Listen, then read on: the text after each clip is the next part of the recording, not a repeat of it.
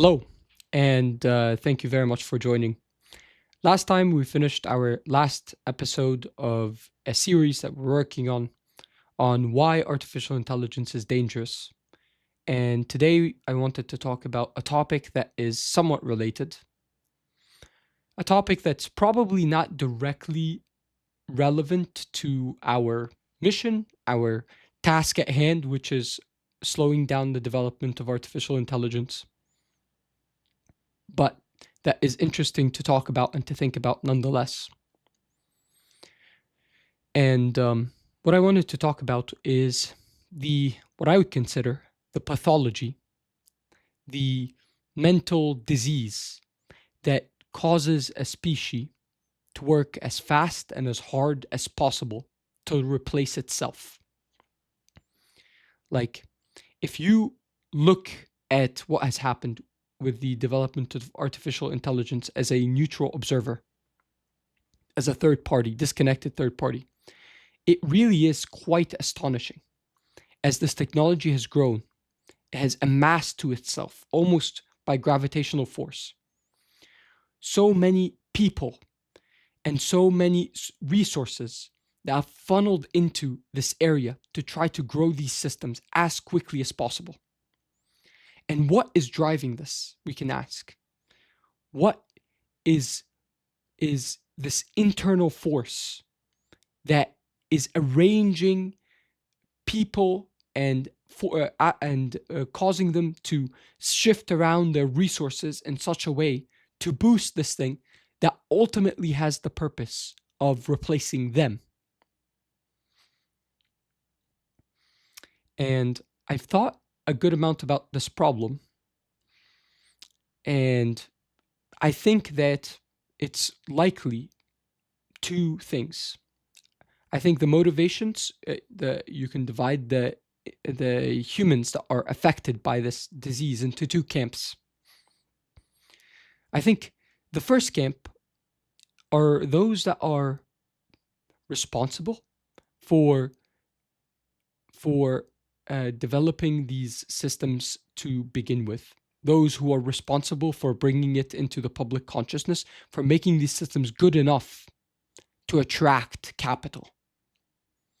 And that group I would call maybe the idealists or the mystics. And ultimately, what attracts them to artificial intelligence is a host of um, personal mystical beliefs and predilections. Um, and with that group, it's kind of harder to explain exactly what the motivations are. I'm more unsure of what the motivations are. I think part of it might be curiosity, just the sheer challenge of working on an interesting problem.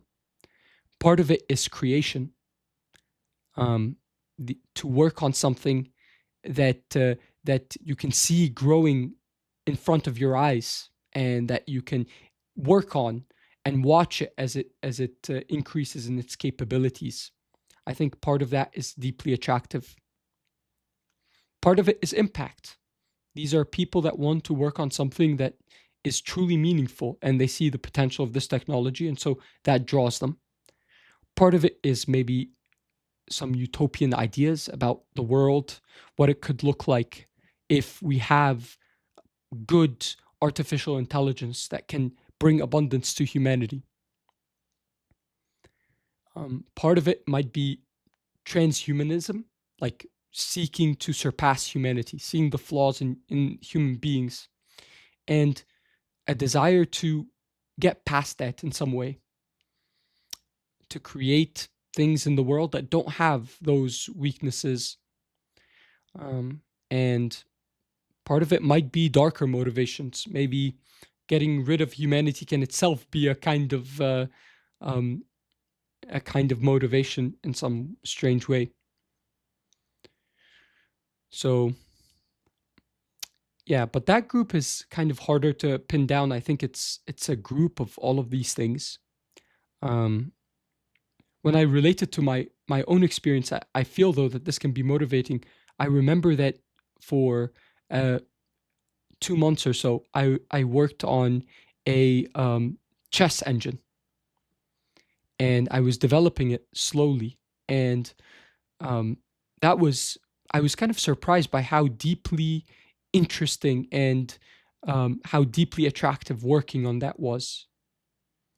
And I think all those, especially like that that idea of creation, of making something and somehow helping it to learn and to grow and to watch it improve as I fiddled with, the search algorithm, as I made the the chess engine more efficient, changed the evaluation function. It was genuinely so cool to watch it improve and to watch it first, make a blunder all the time, and then it would make less and less blunders, and it would move to protect its queen, and then it actually would develop some interesting ideas as it's playing, and then finally it would beat even me. That's a deeply rewarding experience, and perhaps it's something like that engaged those pioneers that developed these systems. And part of it might be academic reputation, you can imagine, and just the work of producing research.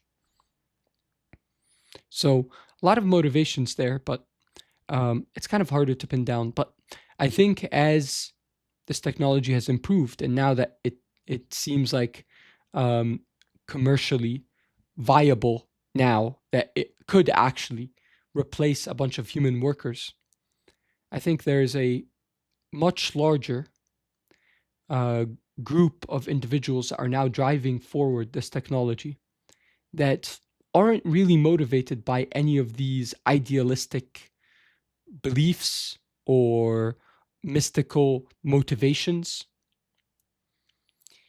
For them, it's really just about money. Not that that's necessarily a bad thing, but I do think that that is what is driving them ultimately, and what at this present time really is the driving force behind the growth of artificial intelligence. In fact, there is a sense in which a lot of those early pioneers that worked on artificial intelligence for those mystical reasons, a lot of them have actually transitioned into the kind of more cautious safety camp, and the group that has stepped in to replace them, to push forward the development of this technology to the next stage, is really kind of like um, is kind of the more business-minded crowd, that second group, that larger group. And it's I think worth taking the time to try to understand what the motivations are, what lies at the heart of this. I think it's not too difficult to understand the motivations. It really is just economics. You have a machine. If a machine can do the work of a software engineer, the machine, you can run it for an hour for cents, for 10 cents, 50 cents. It's a lot cheaper than a human software engineer. So financially, it makes sense to transition to a machine wherever you can and replace the human. And you kind of see this in corporations now. This really funny, interesting phenomenon where you have software engineers that are working as hard and as fast as possible to try to integrate models to replace customer service. And then you have AI engineers at the company that are working as hard and as fast as possible to replace the software engineers. And then you have AI engineers in the frontier companies that are working as fast and as hard as possible to replace the AI engineers in your company. And it's like a cycle where everyone is trying to replace everyone else with a machine.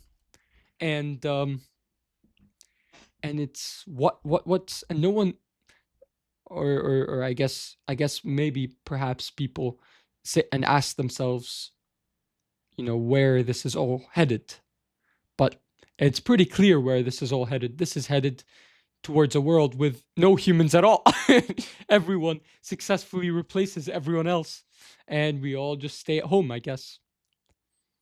But um, yeah, that's just how the economics of our situation is playing out right now. Everyone's trying to replace everyone else's job. Everyone is trying to figure out ways to get machines to replace those under them, and of course, it's extremely counterproductive. And I think really it's the idea here is money ultimately just is chasing what we value. So we have to think carefully about what it is that we actually value. I suppose in this case, what we're valuing is companies um, are valuing their profits, which is fair enough. But I think ultimately what's driving this in a macro picture is that people value comfort. And comfort is great. I'm not for suffering, not for discomfort for the sake of discomfort. But I think maybe you can get too comfortable. If you have no worries, who doesn't have any worries at all, who's supremely comfortable? The dead. The dead are supremely comfortable. If you're dead, you don't need to worry about anything. You don't need to do anything. And in kind of a morbid way, that's the world that we're walking towards. We're playing out that logic that if you push for maximal comfort, you reach a corpse. um, so I don't know. That's probably not something that we can change about humanity. Um, it's I feel about this how I feel about a lot of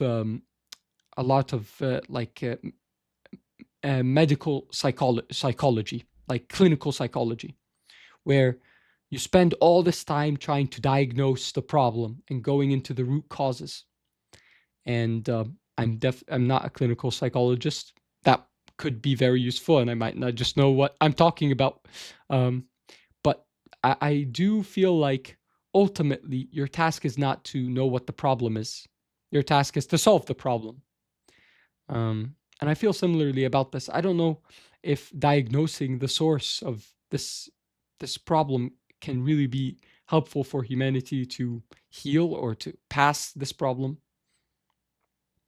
But um, but I think potentially the way to solve this problem is not to really think about what's causing it. It's to actually solve it, and the solution, I think, is going to be a lot of well-funded researchers working together to crack alignment, and a lot of people on the ground that are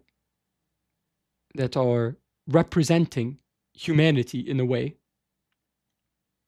and organizing and acting in a clever, cunning way to hold off on the development of artificial intelligence until we're sure that we can make this technology safe. But it's interesting to think of nonetheless. But with that all said, I think everyone feels in their hearts that there is something deeply wrong and deeply diseased about this.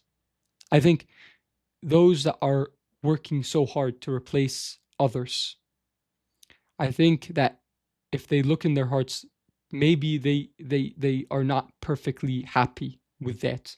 Maybe they feel like they're kind of like in a system that sort of forces this, but that's not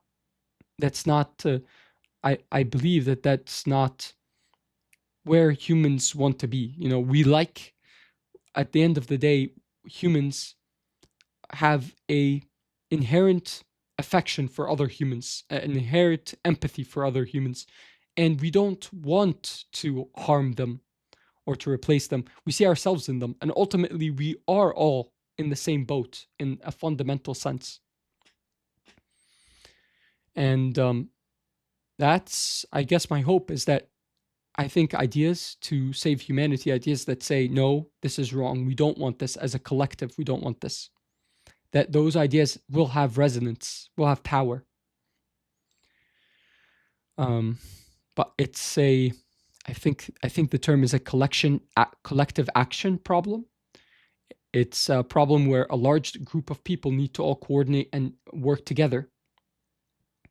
And because you need such a wide coalition, it's hard to get started. It's hard to, you need kind of like a galvanizing effect to get everyone on the same page and to really begin acting. But yeah, anyways, I will stop here. I was just, I was interested in this topic. It's something that I've thought of before. And so I thought it would be nice to hop on and just talk about this for a while. But yeah, thank you very much for listening. And I'll be talking to you guys again soon. Thanks again. Bye.